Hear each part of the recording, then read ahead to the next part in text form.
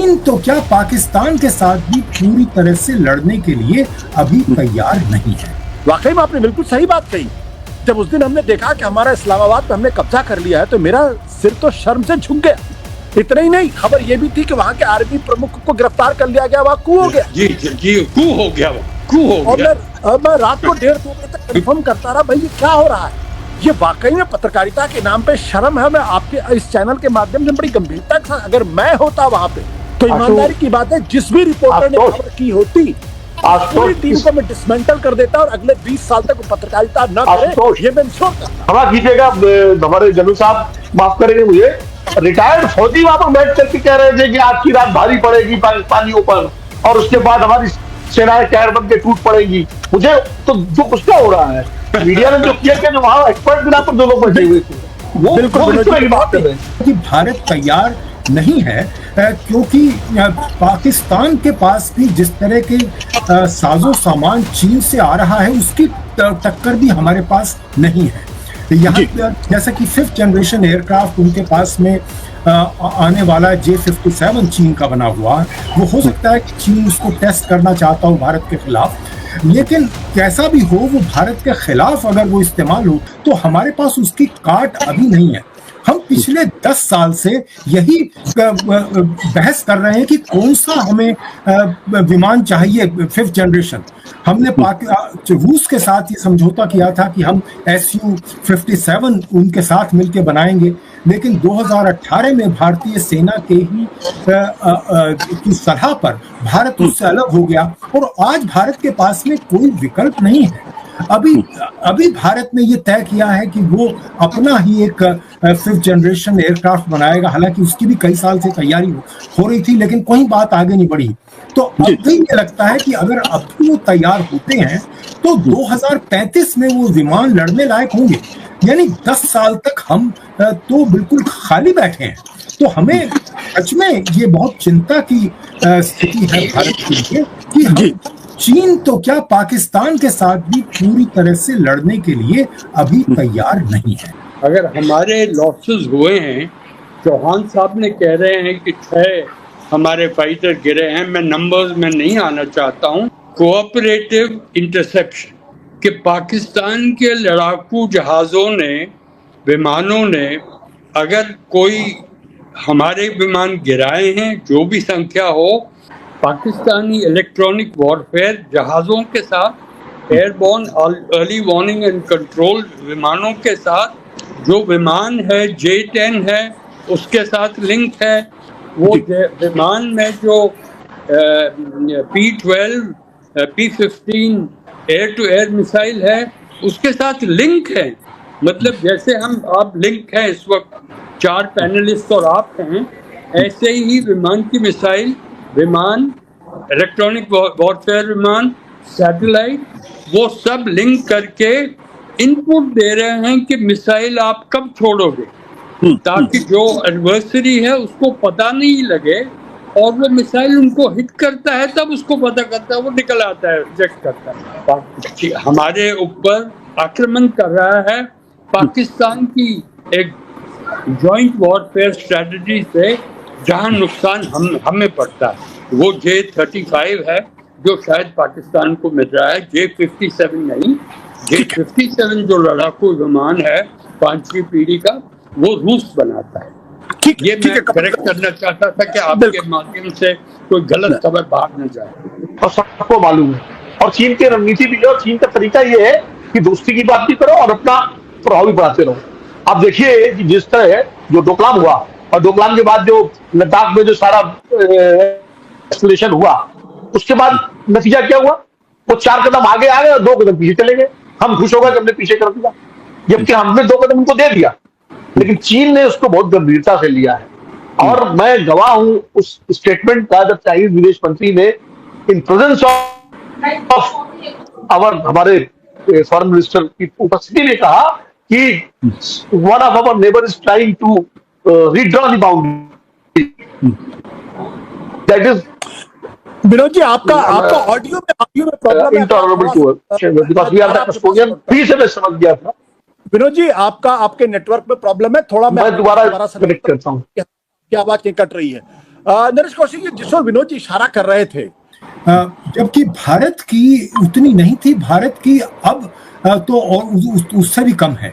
तो अगर भारत की जीडीपी अगर 10% अगले 20 साल तक रहती है, तब भी हम चीन तक नहीं पहुंच पाएंगे अभी की जो स्थिति है।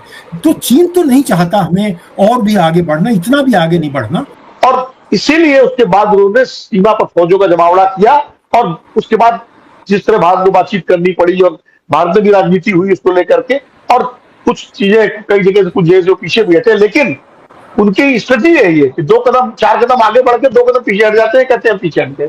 ये तो ये है। दूसरा क्या है, चीन दिशा में आगे नहीं बढ़ पाएगा अब, क्योंकि अमेरिका, जिस तरह हम अमेरिका के साथ में रिश्ते बनाते हैं, तो उनको उसको लगता है भारत कहीं अमेरिका के साथ जाकर के हमारे रास्ते का रोड़ा न बने, उस वर्षस को चुनौती दे रहा है। इसको लेकर के चीन के अंदर बहुत जबरदस्त शंका है, और इसीलिए मैं दूसरा खतरा बता रहा हूं। अभी आप पाकिस्तान की बात कर रहे हैं, बांग्लादेश के पीछे भी चीन खड़ा हो गया है। कल को अगर पूर्वी बॉर्डर पे कोई दिक्कत होती है बांग्लादेश के साथ, तो वहां भी चीनी हथियार आपको मिलेंगे। वो इकोनॉमिकली भी सुपर पावर है, 19 ट्रिलियन 20 ट्रिलियन डॉलर की इकोनॉमी है, और वो उतना अपने डिफेंस पे खर्चा कर सकता है जितना पूरे भारत की इकोनॉमिक साइज की है। हम अगर 4 ट्रिलियन डॉलर की इकोनॉमी है, तो 4 ट्रिलियन डॉलर चाइना अपने डिफेंस इंडस्ट्री पे खर्च कर सकता है। क्या भारत के पास वो सोच है? क्या उसकी कोई रणनीति है? आप तमाम बीजेपी के नेताओं से और सरकार में इंटरेक्ट करते हैं, आपके पास क्या जानकारी इसकी? देखिए आशुतोष, भारत के पास चीन को लेकर के बड़ी भ्रम की स्थिति है। ऐसे में हमको चीन के साथ वही करना चाहिए जो चीन हमारे साथ कर रहा है। कैसे? हमें चीन के साथ डायरेक्ट कन्फ्रंटेशन नहीं जाना चाहिए, हम जाने की स्थिति में नहीं है। हमें उससे अपने ऊपर के रिश्ते, जैसे कहते हैं ना कि हंसी मजाक, यारी दोस्ती, शादी ब्याह, सब जगह आप मिलते जुलते रहिए, लेकिन सावधानी के साथ, अपने को मजबूत करते हुए, अपने को तैयार करते हुए। आप उसमें भरोसा मत रखिए, लेकिन उससे भिड़िए मत। तो आप एक लिहाज रखते हुए, रिश्ते बढ़ाते हुए, आप उसको, जिस तरह चीन हमें भ्रम में रखता है, हमको भी उसको भ्रम में रखना पड़ेगा। बिल्कुल। झलक कुलकर्णी, आपको क्या लगता है, are we really prepared to face this crisis? देखिएगा Ashutosh ji, machinery yes, but the man behind the machine also matters. अब अगर चीन पीछे है, तो क्या ये स्ट्रेटजी आत्मघाती स्ट्रेटजी नहीं साबित होगी कि चीन की लगातार ये रणनीति रहेगी कि वो आपको? हम समझ पा सकते हैं कि चीन की रणनीति होगी, जैसे मेरे मित्रों ने इतनी गहराई से हमें समझाया है, मगर आपकी खुद की स्ट्रैटेजी नहीं है। अगर आपके पास आजकल जो युद्ध होता है, युद्ध आपके बंदूकों से नहीं जीती जाती, युद्ध जीती जाती है जब आपका स्ट्रेटेजिक नैरेटिव है। आपका स्ट्रेटेजिक नैरेटिव कैसे शेप करते हैं, उसे इवॉल्व कैसे करते हैं, उसको फिर पैन आउट कैसे करते हैं, मॉनिटर कैसे करते हैं, मैकेनिज्म ऑफ करेक्शंस कैसे करते हैं। हम तो चुप बैठे हैं। ये मुझे पता नहीं लग रहा है।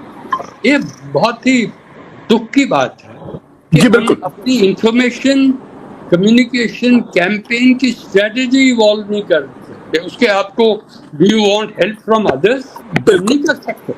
बिल्कुल कपिल साहब, जब आप जैसे वरिष्ठ आदमी जब ये बात कह रहे हो, तो मुझे लगता है कि देश को भी सुनना चाहिए बहुत ध्यान से, और साथ ही साथ सरकार को भी बहुत ध्यान से सुनना चाहिए, क्योंकि अगर चीन इस तरीके की हरकत कर रहा है और हमारे बॉर्डर्स लगातार असुरक्षित हो रहे हैं और एक बड़ा षड्यंत्र भारत को घेरने की जा रही है, क्योंकि भारत आगे न बढ़ पाए, तो फिर हमें अपनी स्ट्रेटजी को, अपनी रणनीति को उसी हिसाब से कैलिब्रेट करनी चाहिए, और उसी हिसाब से जो देश के बेस्ट ब्रेन्स हैं, चाहे वो आर्मी में हो, चाहे वो स्ट्रेटजी में हो, चाहे वो डिफेंस में हो, चाहे वो पॉलिटिक्स में हो, उन सबको मिलकर एक कोहेसिव यूनिट की तरीके से काम करना पड़ेगा।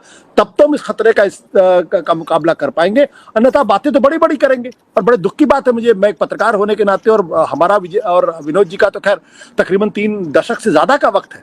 वाकई में आपने बिल्कुल सही बात कही। जब उस दिन हमने देखा कि हमारा इस्लामाबाद पे हमने कब्जा कर लिया है, तो मेरा सिर तो शर्म से झुक गया। इतना ही नहीं, खबर यह भी थी कि वहां के आर्मी प्रमुख को गिरफ्तार कर लिया गया, वहां कू हो गया। जी कू हो गया, और मैं रात को 1:30-2 बजे तक कंफर्म करता रहा, भाई ये क्या हो रहा है।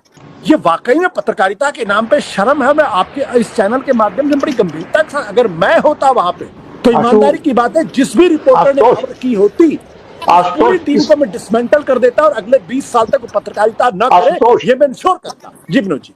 जब ये सारा चल रहा था, ये फर्जीवाड़ा जिसको कहते हैं मीडिया का, तो हमारे यहाँ जो डिजिटल की टीम है वो भ्रमित हो गई कि सर क्या करें कैसे करें, क्योंकि उनको तो हमने और हमारे और डिजिटल के एडिटर ने हम लोगों ने कहा कि जो गवर्नमेंट पीआईबी और जो हमारी आर्मी की उसकी फोर्सेस की ब्रीफिंग है वही हमारी लक्ष्मण रेखा है, उसके आगे पीछे नहीं जाना है, सिर्फ हमको वही दिखाना है।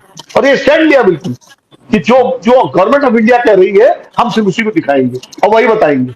तो यहाँ तो मतलब पाकिस्तान रातों रात क्षमा कीजिएगा हमारे जनरल साहब माफ करेंगे मुझे, रिटायर्ड फौजी वहां पर बैठ करके कह रहे थे कि आज की रात भारी पड़ेगी पाकिस्तानियों पर और उसके बाद हमारी सेनाएं कैर बन के टूट पड़ेगी। मुझे तो जो कुछ हो रहा है मीडिया ने जो किया जो वहां एक्सपर्ट बिना पर जो लोग बैठे हुए थे वो किस तरह की बात कर रहे हैं। बहुत ही शर्मनाक था। और भारत की मीडिया की एक छवि एक अंतर्राष्ट्रीय स्तर पर थी, उसको बहुत धक्का लगा। दुर्भाग्य की बात यह है कि उन ऐसे लोगों के खिलाफ कोई करेक्टिव मेजर्स लिया ही नहीं गया। वो आज भी अपने अपने पदों पर सुशोभित है और आज भी उसी तरीके से क्या आगे बात कही जाए, खुद हम लोग का दिल बहुत दुखी इस बात में। लेकिन